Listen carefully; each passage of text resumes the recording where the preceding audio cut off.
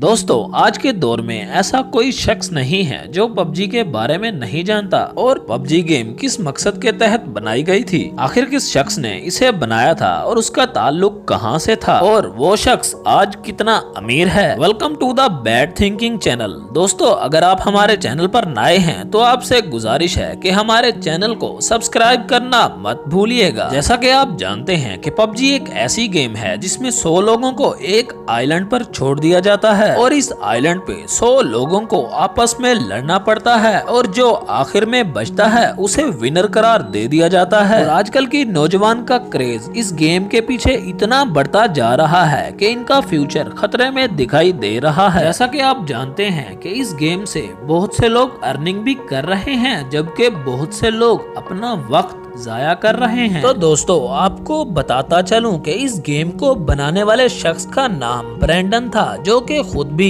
एक आइलैंड पर ही रहता था और उसकी पूरी जिंदगी आइलैंड पर ही गुजरी थी। दोस्तों, ब्रैंडन बहुत ही गरीब शख्स था, उसको रोजगार के लिए शहर आना पड़ता था, जबकि ब्रैंडन अपना गुजारा शादियों पे तस्वीरें खींचकर किया करता था। कि उसे वेबसाइट की कोडिंग करने का तरीका भी आता था, लेकिन फिर भी उसे जॉब नहीं मिलती थी और शहर में उसे एक लड़की बहुत पसंद आई जिसे उसने शादी कर ली, जबकि ये शादी ज्यादा अरसे तक ना टिक सकी और उसकी वाइफ ने इसे छोड़ने का फैसला कर लिया और ब्रैंडन ने अपने आप को एक कमरे में बंद कर लिया और फ्री टाइम में गेमें खेलने लगा। और ऐसे ही इसका गेम का इंटरेस्ट बढ़ता रहा और इसने सोचा क्यों ना एक गेम इजाद की जाए। तो दोस्तों, ब्रैंडन ने दिन रात एक करके सन 2017 में पबजी लॉन्च की, जबकि गेम लॉन्च होने के फौरन बाद ही बहुत से लोगों ने इसे पसंद किया और डाउनलोडिंग शुरू कर दी, जो देखकर ब्रैंडन बहुत खुश हुए। दोस्तों, आपको बताता चलूं कि ब्रैंडन आज भी